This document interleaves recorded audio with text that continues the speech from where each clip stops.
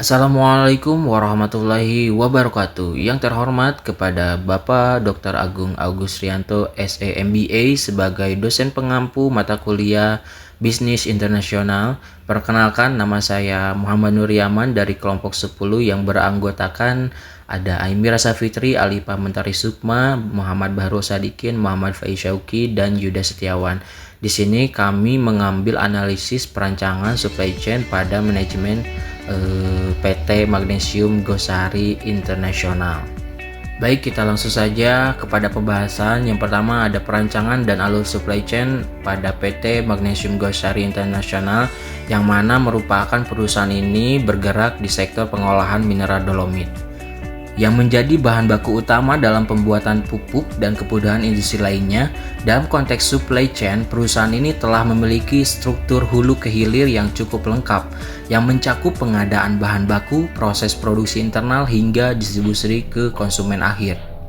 Salah satu kekuatan perusahaan ini terletak pada kontrol langsung terhadap sumber bahan baku utama, yaitu dolomit, yang diambil dari tambang milik sendiri seluas 700 hektar. Hal ini memberi keuntungan strategis karena dapat menekan biaya pembelian bahan mentah, sekaligus memastikan ketersediaannya secara berkelanjutan. Selain dolomit, perusahaan ini masih bergantung pada pemasok luar untuk bahan penolong seperti batu bara, solar, karung, dan terpal. Ini menjadi titik rawan dalam rantai pasok karena keterlambatan atau ketidakpastian dari pemasok bisa mengganggu keseluruhan proses produksinya.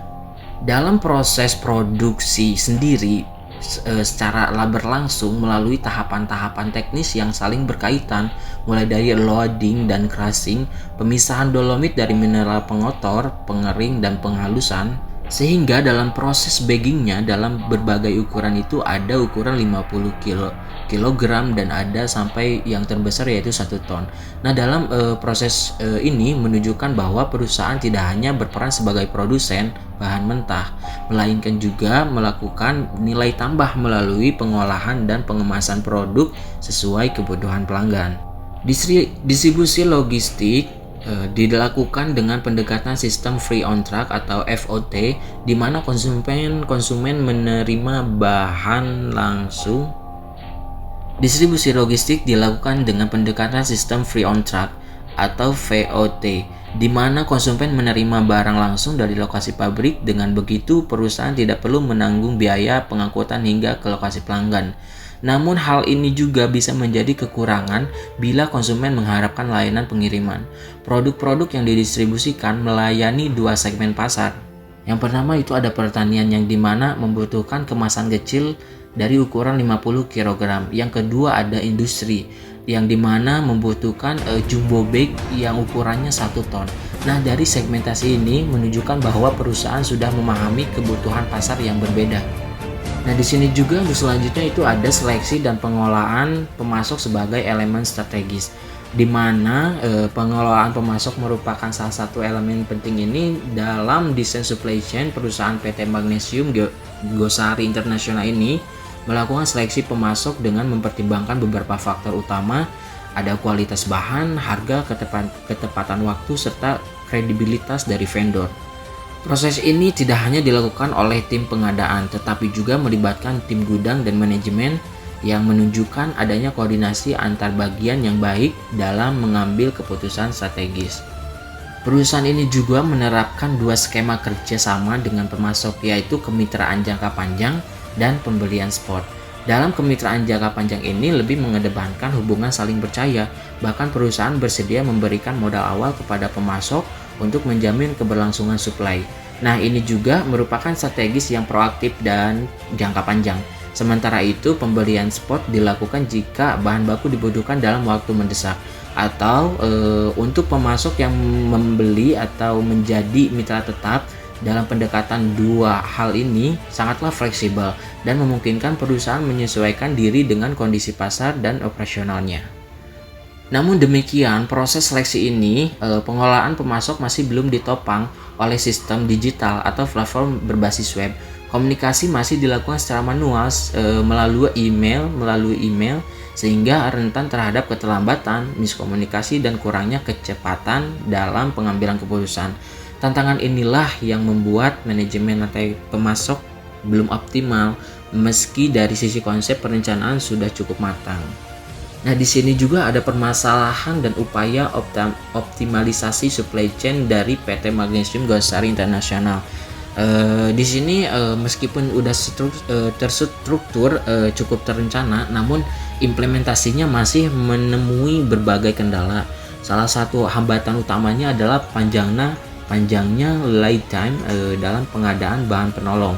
Ini disebabkan oleh minimnya digitalisasi dan sistem otomatis dalam proses pemasarannya atau proses pemesannya. Akibatnya, konfirmasi terhadap ketersediaan stok barang atau stok bahan penolong bisa berlangsung lambat, bahkan menimbulkan bottleneck dalam proses produksinya. Selain itu juga belum adanya integrasi sistem antara perusahaan dan mitra, baik dari pemasoknya maupun dari pelanggannya.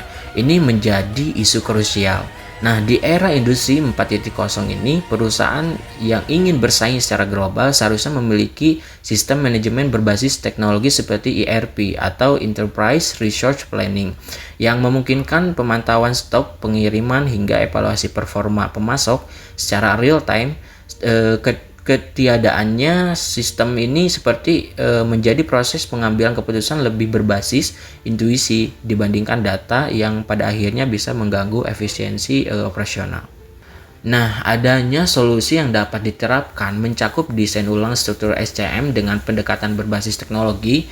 Penerapan RRP atau sistem logistik terintegrasi dapat meningkatkan akurasi data, mempercepat waktu respon, dan mendukung manajemen stok yang lebih dinamis. Selain itu juga perusahaan perlu membangun portal khusus yang dapat diakses oleh mitra pemasok dan pelanggannya, sehingga komunikasi bisa lebih cepat, terbuka, dan terdokumentasi dengan sangat baik.